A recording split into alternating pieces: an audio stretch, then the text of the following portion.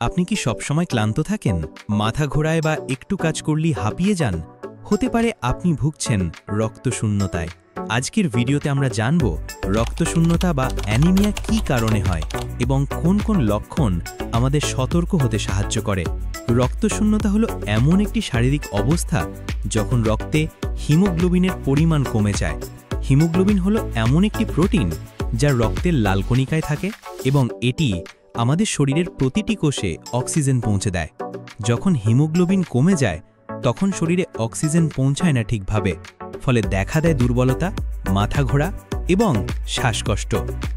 রক্তশূন্যতার বেশ কিছু কারণ আছে, আসুন এখন একে একে সেগুলো জেনে নিই। 1. আয়রনের ঘাটতি বা আয়রন ডেফিসিয়েন্সি। এটাই রক্তশূন্যতার সবচেয়ে সাধারণ কারণ। আয়রন আমাদের শরীরে হিমোগ্লোবিন তৈরিতে সাহায্য করে। যারা পর্যাপ্ত আয়রনযুক্ত খাবার খান না, যেমন পালং শাক, কলিজা, ডিম, মাছ, তাদের মধ্যে এই সমস্যা বেশি দেখা যায়। 2. ভিটামিন B12 ও ফলেটের অভাব। এই দুইটি ভিটামিন রক্তকণিকা তৈরিতে গুরুত্বপূর্ণ ভূমিকা রাখে।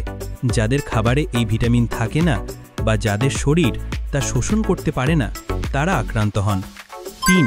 অতিরিক্ত রক্তক্ষরণ।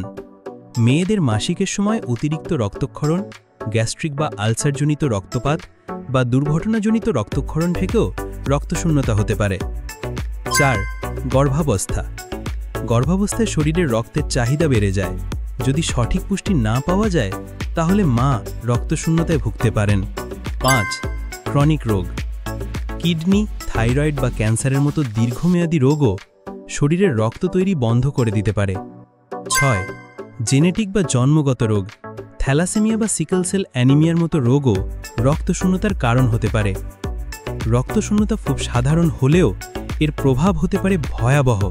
তাই নিয়মিত স্বাস্থ্য পরীক্ষা করানো, পুষ্টিকর খাবার খাওয়া আর লক্ষণগুলো গুরুত্ব সহকারে দেখা খুব জরুরি। রক্তশূন্যতা থেকে নিজেকে ও প্রিয়জনকে বাঁচাতে সচেতন থাকুন। ভিডিওটি ভালো লাগলে লাইক দিন, শেয়ার করুন এবং আমাদের চ্যানেল সাবস্ক্রাইব করে পাশে থাকুন। কমেন্টে জানাতে পারেন আপনি বা আপনার পরিচিত কেউ কি এই সমস্যায় ভুগছেন। আমরা পাশে আছি।